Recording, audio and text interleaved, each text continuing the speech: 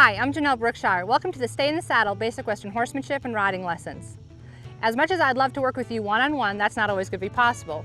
So these lessons have been put together to give you all the basics of horsemanship and riding. We're going to start from the ground up. We're going to be doing safety and handling, grooming, tack, and then of course riding.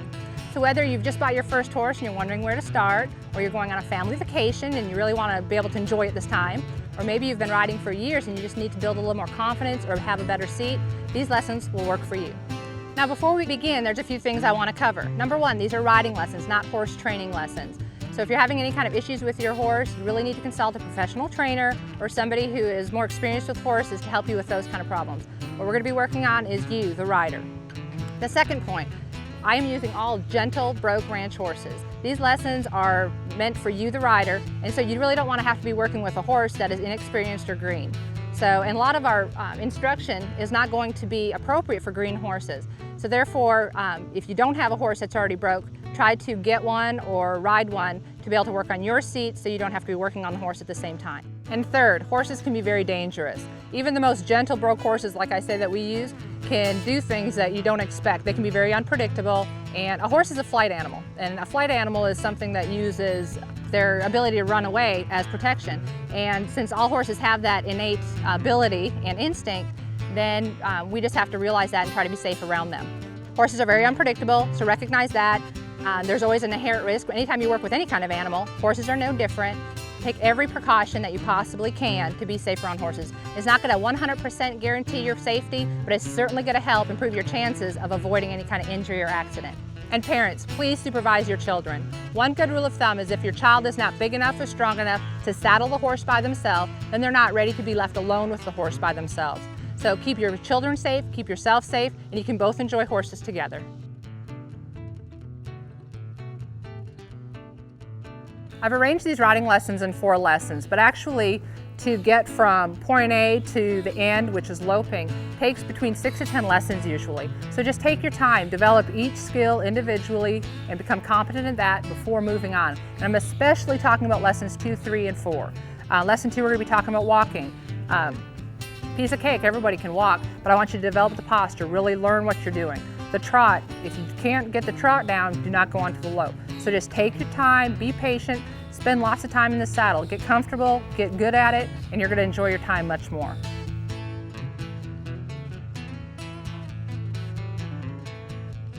For a horse to be a safer animal, he needs to trust his leader. And you have to show him that you can be that good leader. Like I said before, a horse is a flight animal. A flight animal is one that runs away from danger. And when he trusts you, he's not going to run away or react to things like he would normally, because he trusts that you're going to be a good leader and make good decisions for him. So how do you accomplish this? How do you become the trusted leader? You need to show him that you're a confident, consistent person. So how do you build this confidence and this dependability that the horse can rely on you for? I've developed the 4 C's of riding. First C, comfort. If you're comfortable on the horse and you learn to be comfortable around the horse, you're going to be much more able to enjoy yourself, and you're also going to be able to communicate with him, which is the second C. When you can communicate with your horse, you're going to be able to cue him correctly and give him less confusing messages. Once you're able to communicate with him properly, you can begin to actually control him. So through comfort, you learn to control your own body, and then through control, you can start to control his body.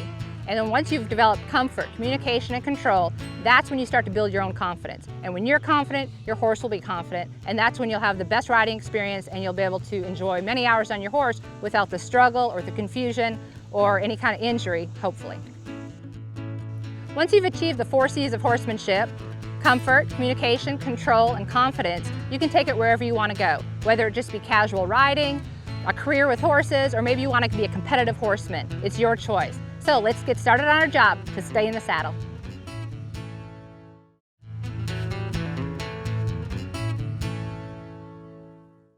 This first lesson is going to cover a lot of information all on the ground. We're going to start with catching and leading your horse, how to tie your horse, and then we're also going to talk about what it means to walk, talk, and touch. Of course, we're going to go into the grooming aspects and how to be safe when you're grooming your horse, and then also the tack and the saddling your horse. I always talk about safety, but that's because it's so important. If you're not safe on the ground, you're never going to make it up on the horse's back. So stay safe and just take care of the tips that I show you and implement them into your program. I also want you to pay attention not just to the how-tos, but the whys. The whys will help you understand why you're doing what you're doing. There's usually a reason for everything I teach, so therefore just kind of pay attention to some of the reasons I give and some of the examples that I give, because I think that will help you really remember. So, with your lead rope and halter in hand, let's go catch your horse and get started.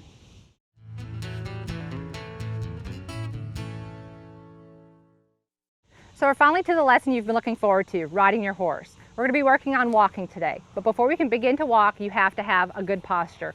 Posture is everything. From here on out, you're going to hear me say it over and over, good posture. Good posture will help you develop a deep and balanced seat. So no matter if you're trail riding or if you're in an arena doing speed sports, you're going to be much more comfortable on your horse and competent, and your horse is going to ride much better.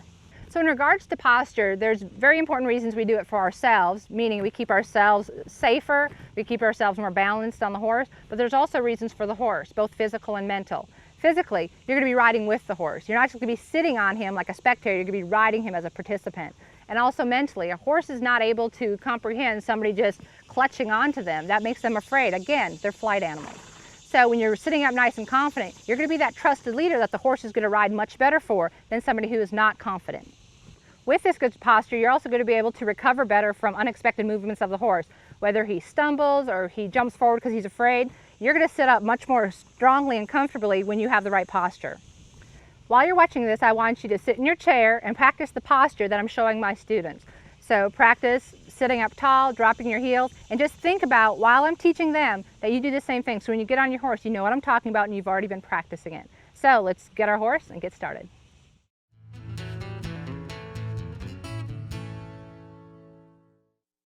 So now we're up to the trot. The trot is a rougher gait, but it's also one of the safest gaits you can ride a horse at. He's less likely to stumble, he's less likely to be able to buck from a trot, and you also move a little quicker and you're able to cover more ground. But because it is rougher, you're going to see why posture is so important. With the proper posture, you're not going to bounce, you're not going to be in pain, and it's going to be much easier, and you're actually going to enjoy it. Most novice riders skip the trotting part, but we're going to sit right down into it, and you're going to like it, and it's going to be much more comfortable, and you're going to see why. The key to the trot, believe it or not, is really going to be a mental visualization. I want you to concentrate or think of yourself, instead of coming straight down on the horse's back, pushing your hips down and back into the back of the seat. So instead of straight up and down, you're going to be pushing back. And again, that's where the lower back and keeping that nice gentle arch in it is going to help you move your hips with the horse. Because that's really how the horse is going to move on the trot. It's going to be kind of a down and up motion, but instead of you coming straight down, you're going to be pushing back into the seat with your hips. And keeping your heels down is going to assist you keeping deep in the seat, staying balanced, and pushing your hips back. It might take a little while to accomplish it, but just keep trying, keep working at it, and you will get it. Usually it takes students 2 to 3 lessons to really understand what I'm talking about, so take your time, get it right, and you're going to be so much more comfortable at a trot. You're probably going to end up trotting more than anything else. So now, if you've accomplished the walk and that perfect seat through your good posture, you're ready for the trot. So let's go ahead, look at some riders, and again, think about down and back, not down and rigid into the saddle. And I really want you to concentrate on the lower back and hip and leg region of the riders that you're watching. So let's get started.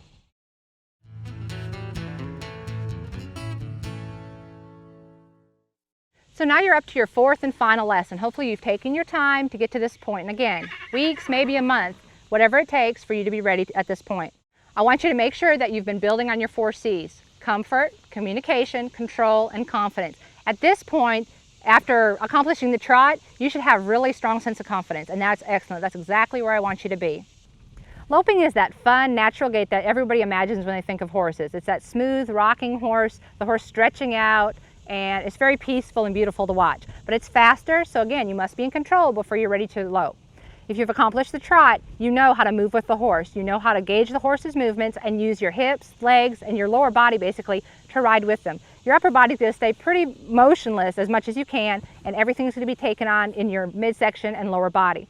With the lope, it's the same thing. You have to feel the horse. And what you're going to visualize, instead of just sitting up there and hoping that you don't fall off, you're going to be riding with the horse. So you're going to be thinking like you're scooping your hips down and forward. So if you think down and forward, that's how the horse is going to move. You're going to feel his back move out that way. Keep your horse slow at a nice controlled lope, and just think of his motion, and don't try to set your own rhythm. Follow his rhythm. Nice and relaxed, just rolling forward. Now once you ask your horse to lope, there might be a few things that prevent him from actually going into a lope. One, you may be pulling back on the reins too much, which is cueing him to either slow down or stop. Or maybe he's used to more aggressive means of making him go. Again, we're not kicking way out and beating on his sides. We're leaving our legs straight down in the posture and bumping in from there, or squeezing in from there.